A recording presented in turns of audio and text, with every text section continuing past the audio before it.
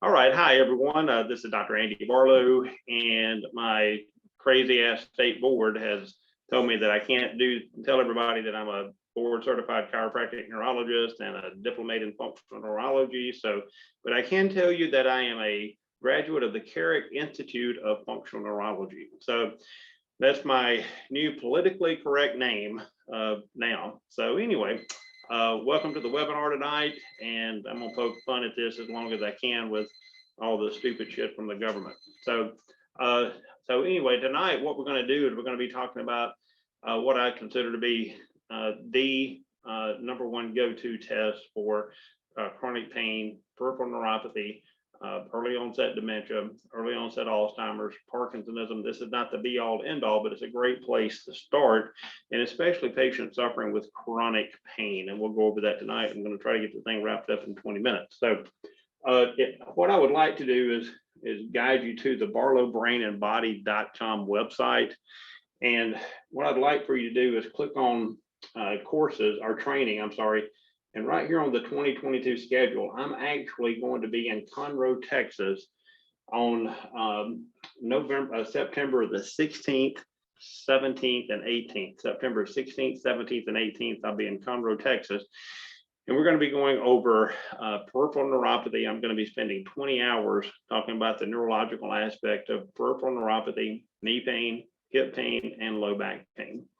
And so this, all of the peripheral lesions, all the peripheral issues that happen actually is going to have a detrimental effect on the brain of the cerebellum. So if you have peripheral nerve damage, any type of peripheral nerve that's damaged, it is going to impact the central nervous system. And if you have a central nervous system like a brain or a cerebellar problem, it's going to affect the periphery. We know that if somebody has a stroke, you're going to have stroke antalgia. That's a hard lesion. I see patients with strokes, and got a patient under care right now who's had strokes years ago from surgeries and just terrible lifestyle and terrible lifestyle choices. So we know that centrally it'll cause a problem. A central lesion will cause a problem peripherally, but also what's important is a peripheral issue will impact the brain as well. As Cajal said in the early 1900s, which is he's named after the interstitial nucleus of Cajal, which is in the mesencephalon, which controls vertical eye movements, is the interstitial nucleus of Cajal. I believe he won the Nobel Peace Prize in 1906 or something. But one of the things that he made a statement on is that the nervous system is continued throughout. So we get stuck sometimes with, well, it's a brain problem or it's a peripheral nerve problem. No. This manifests throughout the entire nervous system. So that's anyway, kind of. Not to go into too much detail, but in September the 16th, 17th, and 18th, we're going to be going over actually how to show patients that we can improve the mechanics of their knee and hip within 2 visits, or we don't accept them for care. So if that's something you would like to do, you'd like to put that in your repertoire, also with knowing the actual neurology behind peripheral neuropathy and not just putting you on a protocol. I don't put people on protocols. If you saw the level of patients that I saw in here, the chronicity of their health problem, putting a human being on a protocol makes absolutely no sense. And so what we do is we do a neurological exam, then we do our blood work, and then we're going to let the neurological exam and the blood work tell us what direction we need to take with the patient. All right, so this is where we are tonight. Now, everybody that's in the United States, I'm not sure about Canada. If somebody don't hear or hears this from Canada, I'm not sure about how this works. But in America, every one of you every human being can actually order this. You can be a lay person and order this. This is one of the tests that I run on literally 99.9% of all of my patients. This is a gluten sensitivity test. And what we can do is we can actually go to enterolab.com and enterolab, ENTERO lab.com. And the panel I run the most is panel A2. And this panel A2 it's about, I think it's $425. I believe my staff does all the ordering on that. And I know prices change. I mean, good Lord, I went and bought brand new scrubs today. I brought 4, just like I did 2 years ago, and it's $100 more than what it was 2 years ago. I was like, whoa, okay. So anyway, it's what it is.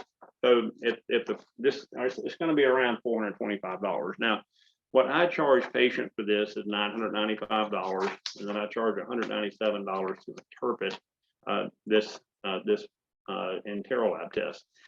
Now, the reason it is so important, number one, anybody can order this. Any doctor can order this. So you get an account set up with Interlab. We're going to run panel A2, and this is a DNA test where we take a Q-tip and we're going to put it in our cheek and we're going to swab it for 30 seconds. This will give us the DNA test to see if you have a genetic predisposition to gluten. It will actually tell you which gluten gene you have. The second swab that we will do is it's going to give you 2 Q-tips. They're about this long, and unless they change it, because I did this 15 years ago, so things might have changed a tad bit. But then you swab it in your cheek for 30 seconds, and then this will tell you whether you have the gluten gene and or the celiac gene. So the way this works is ideally we would want to have 0 gluten genes, and that would be in a perfect world. The next step in the hierarchy would be 1 gluten gene. I have 2 gluten genes, and in the worst possible scenario is 1 gluten gene and 1 celiac gene. So let's back this down. Worst case scenario, if a patient has 1 gluten gene and 1 celiac, the next worst case scenario is what I have is 2 gluten genes, or then 1 gluten gene and 0. Now, just to let you know how prevalent this is in the United States, I've been running this test for about 15 years, and I've had 3 patients, 3 that didn't have either one of these genes. So I'm sure that in Mississippi, we can't be unique in that area. I mean, we're unique in being, fat and stupid and, not making any money because we're the fattest, the most uneducated and the poorest state in the union. So we definitely take the lead role in that. But I'm pretty sure when it comes to gluten sensitivity, I can't be taking a lead on that part. So in my second book, Highway to Health, when I wrote that book, I actually had at that point 2 patients out of all the people that we tested, only 2 that did not have a gluten gene. So we know that virtually, if not all neurological health issues, neurological issues are going to stem from gluten sensitivity, because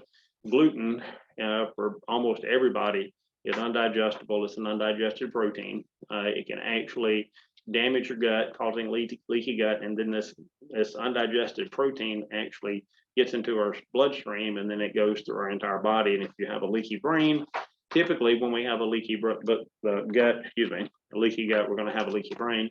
And then gluten actually penetrates the blood-brain barrier, docks into this area of our brain called the nucleus accumbens, and it changes names into gluteomorphine. And this is a major problem with patients who have autism, ADD, ADHD, and dyslexia, along with casein. So you get all this, you get these tests done on this Interlab A2. So I'm just going to go through this, and then when hey, Amin, good to see you, man. It's been a while.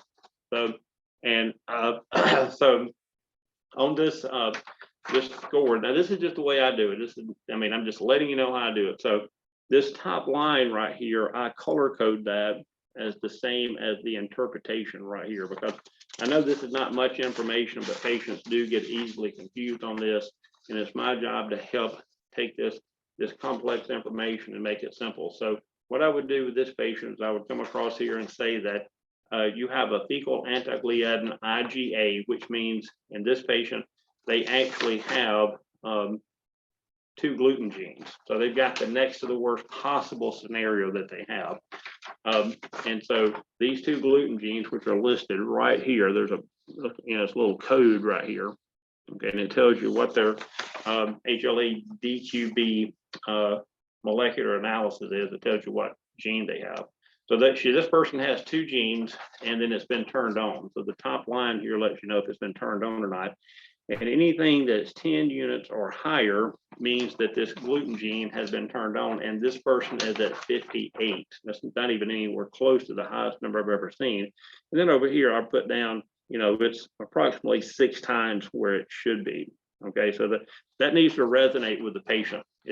This problem is 6 times worse than what it should be. So you've got 2 gluten genes. Anything that's 10 or higher, you're going to have, this is an outer range area. Now, we also run Cyrex array number 5 to see if this is linked to any type of antibody reaction, which may lead to autoimmunity. But tonight is about what's the one best test that I would recommend everybody do. And see, you don't have to be integrated. You don't need a phlebotomist for this. This is a swab test they do at home. They send you a little bucket. You poop in it, you freeze it, and you mail it out. And 3 weeks later, you get the results. How simple is that? Okay. So just imagine having that job on Monday morning where you get to come to work with a whole bunch of poop waiting on you. All right. So these 2 genes have been turned on. The IgA states that it's 58, and anything above 10 means that they're having a immune response to this. Now, also, when I do this, I'm going to read this bottom down here. So please bear with me. And I want you to tell me you don't have any patients coming into your clinic who suffer from this. Okay. And you're over here trying to adjust these patients or doing whatever, putting them on some turmeric, which we do that. But my point is, I'm going to read all of these symptoms that's associated with gluten sensitivity, and think about every patient when I say this, and you're going, I'm not running this test. I don't run this test on patients. And so doing these tests changes your patient's life. So here we go. When the IgA is turned on, we can have neuropsychiatric disorders. We can have autoimmune disorders, asthma, abdominal disorders, granular deficiency, hyperactivity. We can have skin disease, and I talked about that last week, and I'll talk about it in another seminar, but not tonight. Resolution of symptoms known to be associated with gluten sensitivity, such as abdominal symptoms, such as pain, cramping, bloating, gas, diarrhea, constipation, chronic headaches. And again, name somebody in your clinic that has this, and you're not doing this test on them. Okay, maybe you didn't know to do this test, and now I'm telling you this, and you're like, this may be the link to actually improve the quality of this person's life. Chronic sinus congestions, depression. I just had a lady today pay me $14,000, and she came in for depression. And guess what? We're going to run a gamut of tests. This is one of 7 tests we're going to run. Arthritis. If you're a chiropractor, how many people come in with arthritis? All right. Chronic skin problems, rashes, fibromyalgia, chronic fatigue, prevention of small intestinal damage, malabsorption. Okay, this person here has malabsorption, which I'm just telling you that I can't even recall the last time I did this test on somebody. We've been running it for 15 years, did not come in with malabsorption issues. Okay, we'll go over that in just a second. This can lead to osteoporosis and damage to other tissues. Here we go. Nerves, brain, joints. You mean to tell me as a chiropractor you're not dealing with people with joint problems, with muscle problems, thyroid, pancreas, gland, skin, liver, spleen? It is recommended that if this right here gets turned on, that you follow a strict and permanent gluten-free diet. As gluten sensitivity, genetic syndrome, you may want to have your relative tested. See, so this patient right here has 2 gluten genes, which means he got one gene from his mom and one from his dad, or her, whoever it is. And then this person is going to send one of these genes down to their offspring. This is why I recommend when the person has 2 gluten genes, or 1 gluten gene and 1 celiac, you have to get your kid tested because they're going to carry at least one of these genes. Across here, we have malabsorption issues. Now look at this number right here. It's 2968. Now the reason 2950, now 96, I'll get the number right in a minute. 2,596. Anything above 300 on this means this person has malabsorption issues. So this person is 8 times higher than what they should be. And I'm going to read this to the person. Now, again, tell me that you don't have a patient suffering from malabsorption issues.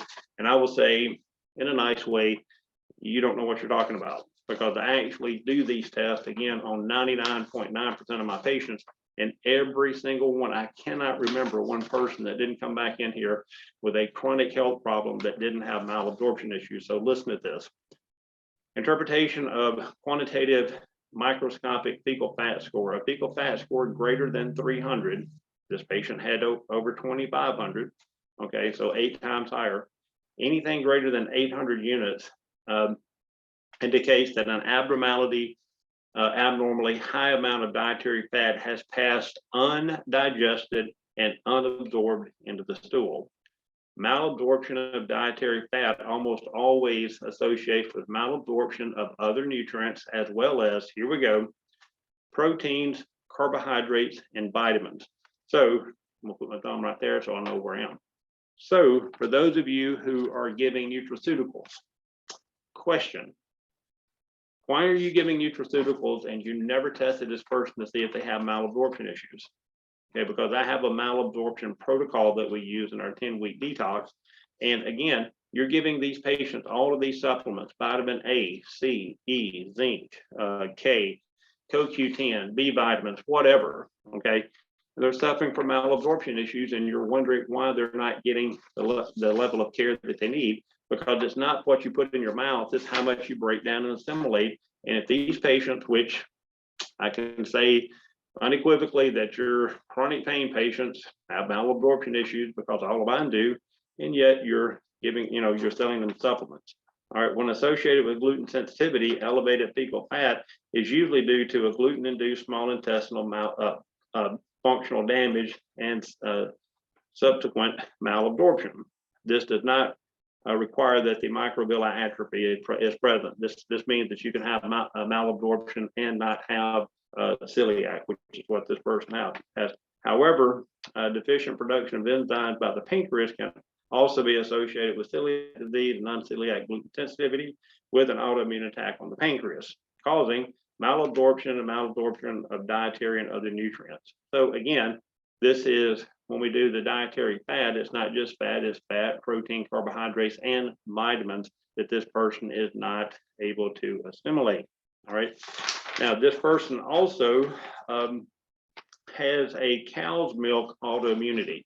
Now, this is what I see a lot of times with patients who may say something or something like this. Well, I tried that gluten sensitivity thing and it didn't really work, which means they didn't even half-ass do it. That's what it means in English, okay? And on top of that, most of the people, I didn't say all, I said most of the people with a gluten sensitivity issue also has a casein issue, which is a protein that is in milk. This person hit the jackpot because their fecal anti-casein IgA is at 75 units, which is 7.5 times higher than what it should be. So guess what? This guy, or this gal, whoever, has a double whammy. It means they have a gluten, 2 gluten genes. Those genes have been turned on. And then we also have a casein abnormality as well, which means casein for this person, a protein in milk, is actually causing antibodies. And this can also cause cellular mimicry in these proteins. Now, here is what we need to know. If you're seeing patients with ADD, ADHD, autism, and dyslexia, and you're not doing this test, I'm like, what in the are you doing? Because again, gluten can damage the intestinal lining, causing leaky gut, and it's going to cause undigested proteins, which would be gluten and casein into the bloodstream. I've already told you that whenever gluten passes the blood-brain barrier, it changes name to gluteomorphine, and it docks on the nucleus of humans, causing an endorphin release, kind of like heroin. And then guess what? Casein does the exact same thing. It's called casomorphine. So, and what do kids love to eat on, it doesn't matter whether they're ADD, ADHD, autism, or dyslexia, the parents, the dumbass parents are giving them cereal, which has gluten and cow's milk. Let's see, like this person right here has antibodies to both of these, all right? Which consequences are going to be, just like I said down here, any neuropsychiatric disorder, lungs, liver, kidney, joints, heart, nerves, the list goes on, fibromyalgia. This person also has an autoimmune disorder to eggs and soy. So for $425, this gives you a wealth of information about the number one most toxic protein in your body. All right, or let me say this, the number one most toxic protein that you can actually ingest, which is gluten sensitivity. I've only had, again, 3 patients in 15 years that came back that did not have a gluten gene, so only 3. So you do the math on that with 1,000 of people that have been in my clinic. And you're out there trying to treat people with peripheral neuropathy, wonder why they're not getting better, brain fog, wonder why they're not getting any better, joint pain, wonder why they don't get any better, gut problems, they're not getting any better, and maybe give them some nutraceuticals or something for that. But it doesn't matter because they have malabsorption issues because you don't know how to deal with the malabsorption issues. Now, this is I'm going to circle back around to my seminar that I'm going to be giving in Conroe, Texas.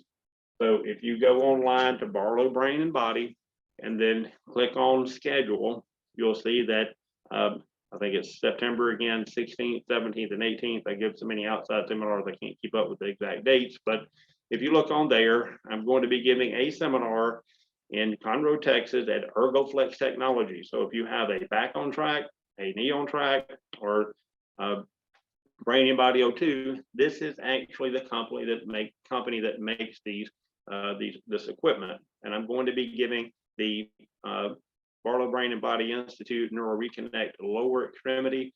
I will be giving it at their office, and they have an awesome lecture room in there, and we will be doing that. That is a 20-hour seminar, and I will be connecting the neurology. I will be talking about this. I will be talking about the Interlab test. I will be talking about how to deal with detox at that seminar as well, because again, here's what I'm going to leave you with, and I'm going to open up the floor for questions. Every patient that I see that has early onset dementia, Alzheimer's, and Parkinsonism, all of these people have another thing in common. They have a gluten sensitivity problem. They have a casein problem, a malabsorption issue, a leaky gut, okay, and autoimmunity. But they also have peripheral neuropathy. They also have joint pain, either knee, hip, back, because what this is doing, this is causing them to not ambulate properly or not be able to move hardly at all. And we know that stimulation, being able to move and stimulate the nervous system, is what keeps the brain alive and helps prevent us from having Alzheimer's, Parkinson's, and early onset dementia. So it would behoove you to come to this seminar to learn this information. And then actually the Barlow Brain and Body Institute, we go over the scientific research and steps on how to actually slow this progression down of dementia, Alzheimer's, and early onset Parkinsonism if we catch it fast enough, and especially when it comes to, I said autism, but I meant Alzheimer's. There are 7 stages of Alzheimer's, and we got to get them at stage 1, 2, 3, or 4. If they get into stage 5, they're too far gone. So we back everything up by scientific research. The research is there. There's been a minimum of 4 studies published on how to actually slow down this and get it turned around. But this is one of many tests that we run. But if somebody said, twist my arm and said, hey, what's the #1 test? The Interlab A2 is going to be the go-to test. So, Randall, I want to thank you for putting this on tonight. I've been speaking now for 23, 24 minutes. I try not to go over 20 minutes to keep people's interest, even though I give 20-hour seminars. I would like to open up the floor for any questions that someone may have. And I'd also like to say, I don't have a problem. My phone number, you can contact me on the barlowbrainandbody.com website, Barlow Brain and Body. And if you actually run this test, and I'll go through with you on the first patient how to actually interpret this. So I charge $997 and I charge $197 for the interpretation of this. So it would behoove you. There's a huge margin there, a profit margin there for you, and all it's going to do is benefit the patient. And what I used to do back in the day, and I don't have to do that now because I've written 2 books and people see me on TV all the time. But one of the easiest ways to do this is just say, look, if this test comes back and there's no positive findings, I'll give you a full refund on that. So patients want to see that, you've got some skin in the game as well. And you'll be amazed that once you tell somebody, look, if this doesn't come back and you've got a gluten gene, celiac gene, or malabsorption, give you full refund. and it's just not going to happen because chronically ill people is going to have this. And again, I've only had 3. I don't know how many different ways I can say that. So any question that you have, I am here. I'm available for you. So please ask away. You can either type it in down there, or you can unmute yourself and just ask the question. Is the neurometabolic group still active? No, it is not. We took that down, and we have another website and on the Barlow Brain and Body Institute.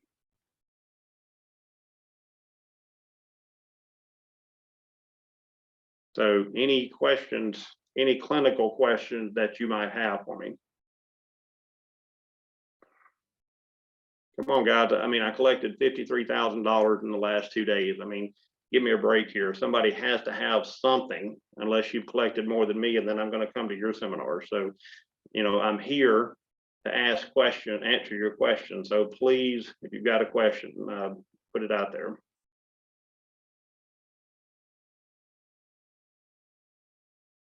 Okay, well, Randall, I want to thank you for putting this on tonight, and look forward to next Tuesday night.